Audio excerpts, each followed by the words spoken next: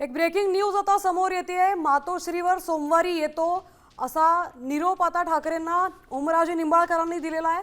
काल झालेल्या मध्यरात्रीच्या बैठकीत माझी भूमिका मांडायला मातोश्रीवर येतो असं ओमराजे निंबाळकरांनी कैलास पाटील आणि वरुण सरदेसाई यांना सांगितल्याची माहिती मिळते।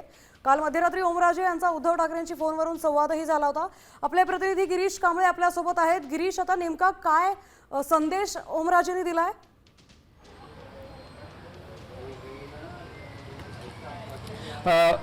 खासदार ओमराजे निंबाळकर यांचं मन वळवण्याचा प्रयत्न उद्धव ठाकरेंकडून केला जातोय। काल मध्यरात्री जेव्हा कैलास पाटील आणि वरुण सरदेसाई गेले असतात त्यांना मी सोमवारी माझी भूमिका मांडायला मातोश्रीवर येतो असा निरोप त्यांनी दिलेला आहे।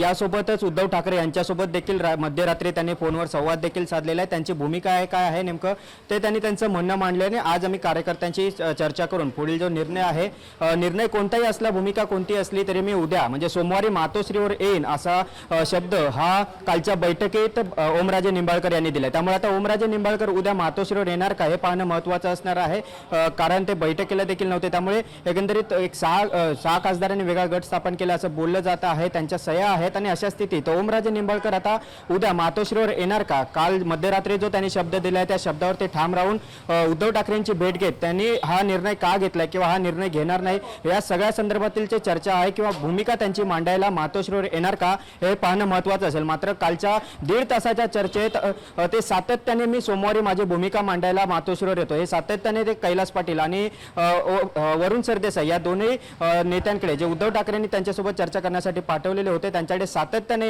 हे सांगत होते। त्यामुळे उद्याचा दिवस देखील अत्यंत महत्त्वाचा असणार आहे। त्यामुळे हे उद्या दोन्ही ज्या पद्धतीने हा शब्द देण्यात आलेला ओमराजे निंबाळकर यांनी, त्यामुळे ओमराजे निंबाळकर उद्या मातोश्रीवर येणार का हे पाहणं महत्त्वाचं असेल। जर उद्या मातोश्रीवर आले तर त्यांची नेमकी भूमिका काय आहे हे देखील पाहणं महत्त्वाचं असेल। आज ते धाराशिवमध्ये त्यांच्या मतदारसंघात पदाधिकारी कार्यकर्ते आहेत त्यांच्यासोबत संवाद साधणार आहेत, त्यांच्याशी चर्चा करणार आहेत, पुढील निर्णय काय घ्यायचा या सगळ्याबाबत ते सध्या चर्चा करणार असल्याची माहिती आहे। काल जो निर्णय आला त्या निर्णयामुळे थोडेसे ओमराजे निंबाळकर निराश असल्याची माहिती मिळते। त्यामुळे काय निर्णय घ्यावा या सगळ्या संदर्भात मी पदाधिकाऱ्यांशी चर्चा करतो, मला 1 दिवस द्या असं देखील कालच्या बैठकीत त्यांनी सांगितलं। सोबतच जो काही निर्णय असेल तो निर्णय कळवायला आणि माझी भूमिका मी जर निर्णय घेत असेल तर का घेतोय या सगळ्याची माहिती देण्यासाठी मी स्वतः मातोश्रीवर येईन। कारण कालच उद्धव ठाकरे आणि कैलास पाटलांच्या मार्फत मेसेज देखील ओमराजेंना दिलेला होता की तुम्हाला जे काय तुझी भूमिका असेल, तुझं काय मत आहे ते मांडायला मातोश्रीवर असं देखील त्यांनी निरोप दिला होता। त्याला आता हा सकारात्मक प्रतिसाद आपण म्हणू शकतो आणि त्या अनुषंगाने काल जी बैठक झाली किंवा मध्यरात्री जेव्हा हे दोन नेते